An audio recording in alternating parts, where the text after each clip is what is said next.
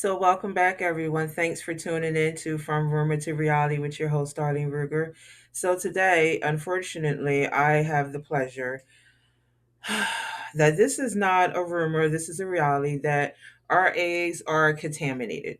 So, in this first clip, I'm just going to pop up. We're just going to watch this gentleman just waste eggs. Before, I was going to actually do a thing about how much the eggs are, and these people just out here just wasting it.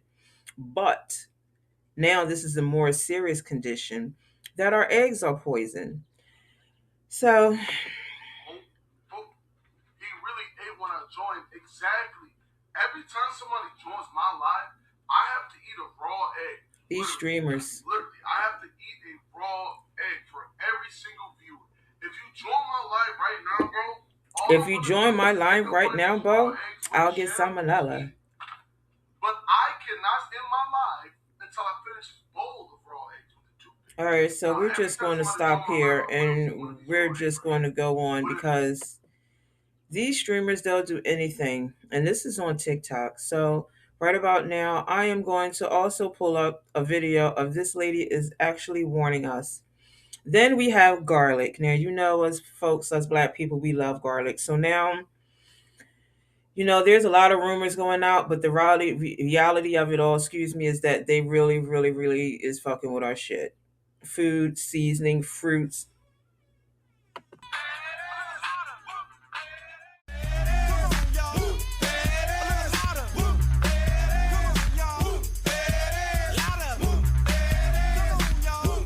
Egg recall. Now we can't eat any damn eggs. Here we go. We have Midwest Poultry Services is recalling, and you heard this right, 1.6 million dozens, not 1.6 million eggs, dozens of shelled white eggs and cage-free brown eggs from its Texas distribution center due to salmonella. They are being sold under Kroger, Simple Truth, Brookshire, Country Morning, and Sunups.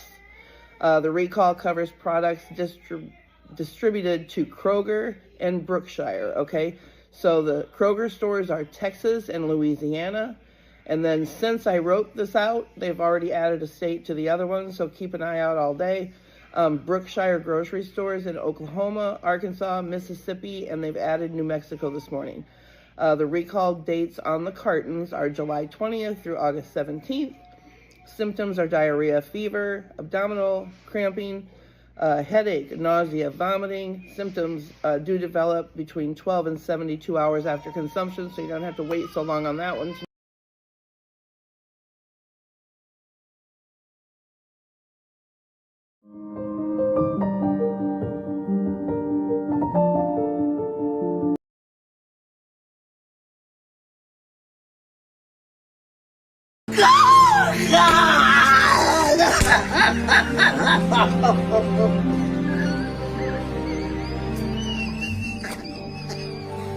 Show me the strength.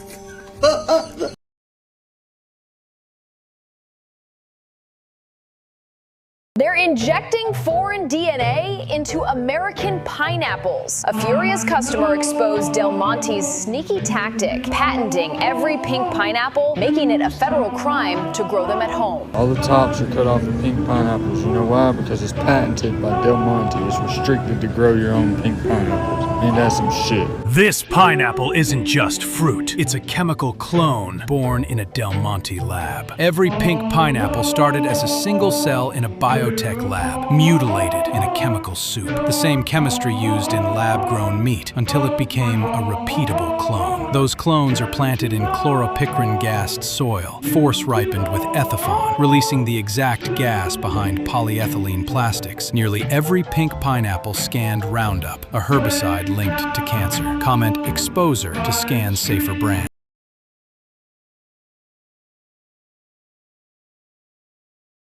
These 12 foods could become significantly more expensive or much harder to find after July 2026, and many families are trying to stock up before that happens. What's interesting is that these aren't luxury items. They're everyday foods found in millions of kitchens every single day. Over the past few years, Food costs across the United States have risen by more than 30%. But what concerns many people isn't what's happening today. It's what's coming next. Long-lasting droughts, crop diseases, rising transportation costs, and supply chains that are becoming increasingly fragile. History shows that when pressure starts building, the first things to disappear usually aren't luxury products. They're the familiar items people assume will always be sitting on store shelves. And the food in the #1 spot today may be the clearest. Lab-grown coffee has officially arrived. Food giant Lindt just funded an $11 million cell-cultured coffee operation.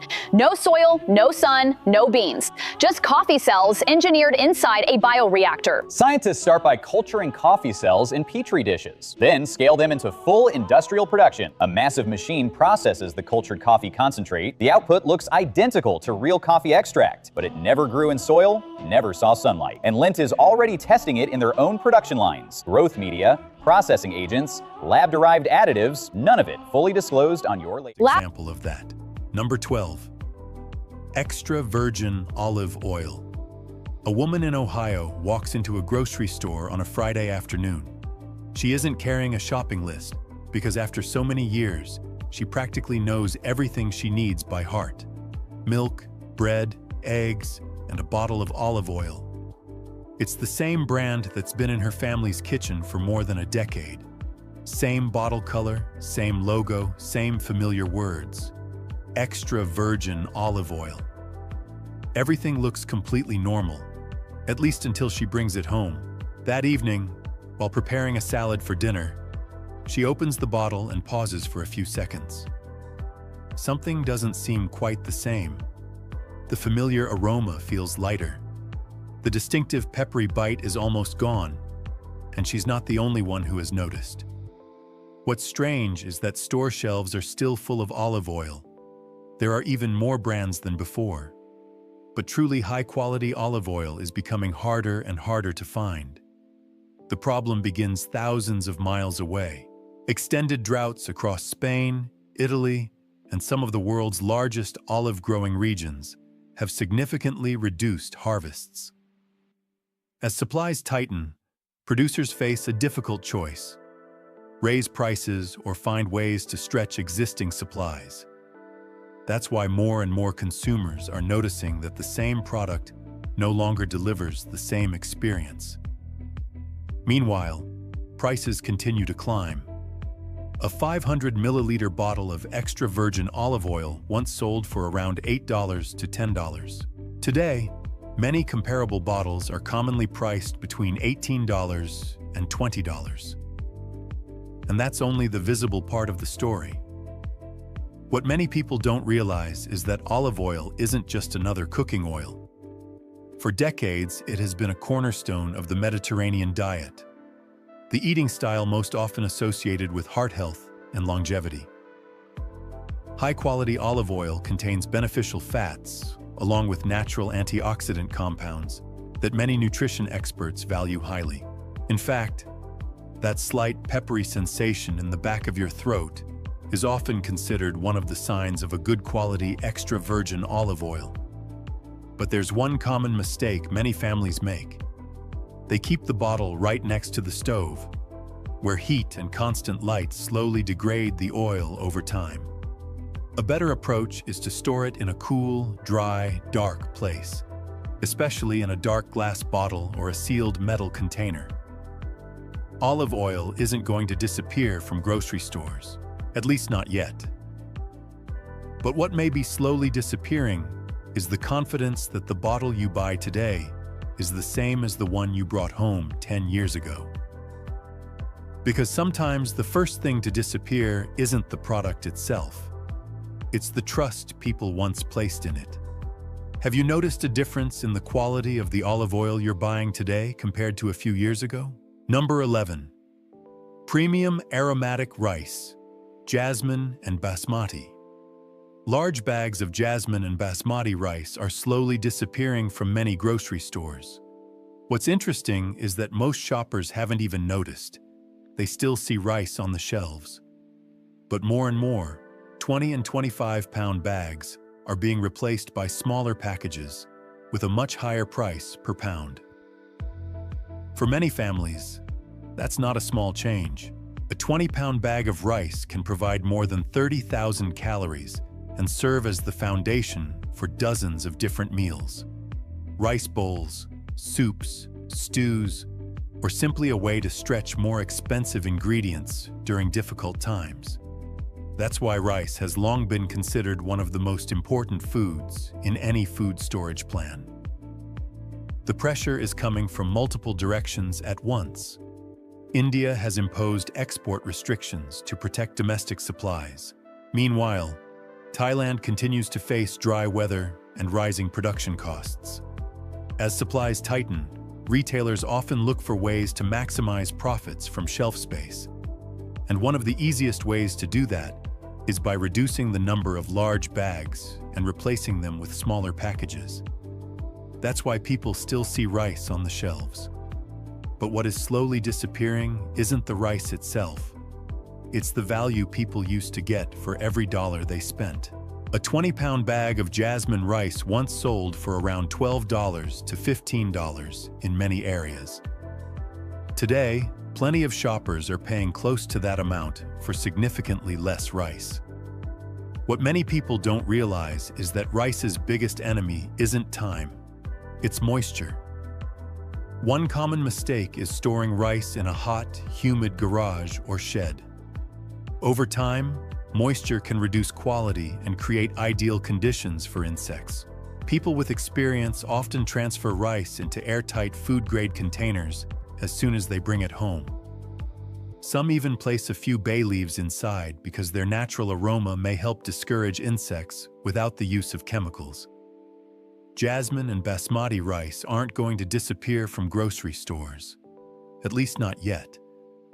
But what may be slowly disappearing is the feeling that large, affordable bags of rice will always be there whenever we need them. Because sometimes, the thing that gives a family peace of mind isn't what's sitting in a bank account. It's what's sitting quietly in the pantry. Do you still buy large bags of rice like you used to? Or have you switched to smaller packages? Number 10. Budget canned seafood, tuna and salmon. One of the most affordable sources of protein in American grocery stores is gradually becoming more expensive. Canned tuna and canned salmon. For years, a can of tuna costing just $1 to $2 could provide 20 to 25 grams of protein and remain shelf-stable for years without electricity or refrigeration. That's why canned seafood has long been a favorite among retirees, budget-conscious families, and people who like to keep extra food on hand. But that advantage is facing growing pressure. Fish are still being caught every day around the world. Store shelves are still full. However, what is becoming harder to find are the low-cost options. Fuel costs for fishing vessels are rising. Processing costs are rising. Transportation costs are rising. At the same time, many countries continue tightening fishing quotas to protect fish populations for the long term. When those pressures combine, prices begin rising throughout the entire supply chain. A can of tuna that once sold for around $1 to $2 now costs more than $3 in many areas. Some popular products are approaching $3.50 a can. The first thing to disappear is usually not the product itself. It's the lowest-priced brands. That's why many shoppers still see canned seafood on the shelf, but find themselves paying much more for the same item. There's also a common mistake people make when storing canned food. Many keep it in a hot garage or storage shed during the summer. In reality, prolonged exposure to high temperatures can reduce food quality much faster than most people realize. People with experience usually store canned goods in a dry, dark place with a more stable temperature. Canned tuna and canned salmon aren't going to disappear from grocery stores. But for many families, what is slowly disappearing is the ability to turn just a few dollars into a protein-rich meal at a reasonable cost. And that's becoming harder and harder to do. Number 9. Unsweetened plant milks. A symbol of health-conscious choices. A person with diabetes can walk into a grocery store and see dozens of different plant-based milk options. Almond, oat, cashew, coconut. The shelves seem full of choices, but when it comes to finding the unsweetened versions, the picture often looks very different. That's something more and more shoppers are noticing.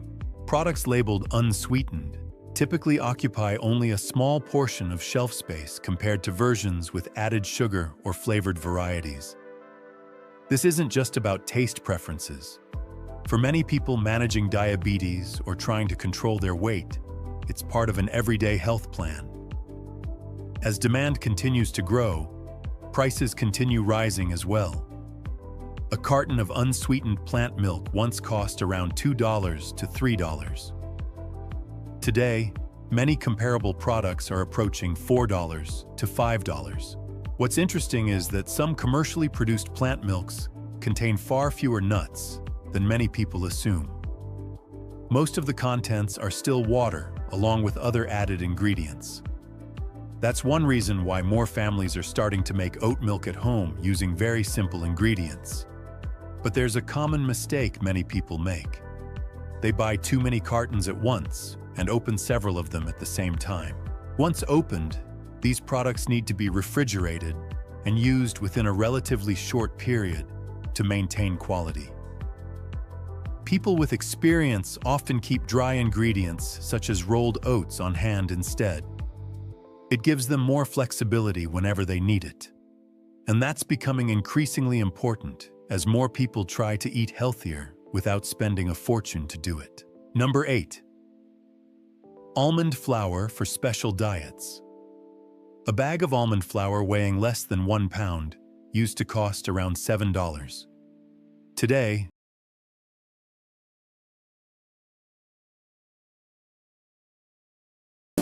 just a photo to pose, make your life to be sweet, now packaging, everything is packaging. Nobody wants a hand to follow, pimp yourself to be sharp,